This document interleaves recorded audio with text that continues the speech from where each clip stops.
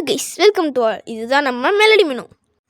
இன்றைக்கி நம்ம பார்க்க போகிறது லஞ்ச் பாக்ஸுக்கு பேக் பண்ணுற தயிர் சாதம். இது தாளிப்பு கொடுத்து ரொம்ப வாசனையாக இருக்கும். எப்படி சில பார்க்கலாமா? இது ரொம்ப க்ரீமியாகவும் இருக்கும்.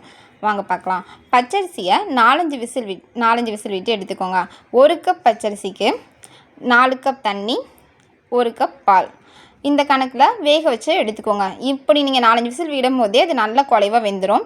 அதுக்கப்புறமா காய்ச்சின பால் ஊற்றி இந்த பதத்தில் நல்லா மிக்ஸ் பண்ணிக்கோங்க. இதுக்கப்புறமா இதில் 1 ஸ்பூன் தயிர் ஆட் பண்ணிக்கிறேன். இது கெட்டி தயிர். இப்போ மழை காலம் பனிக்காலம் அப்படின்றனால இது டக்குன்னு பிடிக்காது, அதனால் நான் 1 ஸ்பூன் ஆட் பண்ணிக்கிறேன். இதே நீங்கள் சம்மர் டைம் பார்த்தீங்கன்னா ஒரு 2 சொட்டு ஆட் பண்ணால் போதும், டக்குன்னு பிடிச்சிரும். இப்போ இதை நல்லா மிக்ஸ் பண்ணி விடுங்க. இதில் தூளுப்பு சேர்த்துருக்கேன், அதையும் நல்லா மிக்ஸ் பண்ணி விடுங்க. தாளிப்புக்கு 1 ஸ்பூன் எண்ணெய், கடுகு, இஞ்சி, பச்சை மிளகாய் வேணும்னா ஆட் பண்ணிக்கோங்க. குழந்தைங்க சாப்பிட்றாங்கன்னா அவாய்ட் பண்ணிக்கோங்க. இப்போ இஞ்சி, கருவேப்பிலை சேர்த்து நல்லா வதக்குறேன். கடைசியாக கொஞ்சம் பெருங்காயத்தூள் சேர்த்து தாளித்ததை இது மேலே கொட்டினீங்கன்னா சுவையான தயிர் சாதம் ரெடி. இது ரொம்ப நேரம் 4-5 மணி நேரம் ஆனாலும் பிடிக்காது.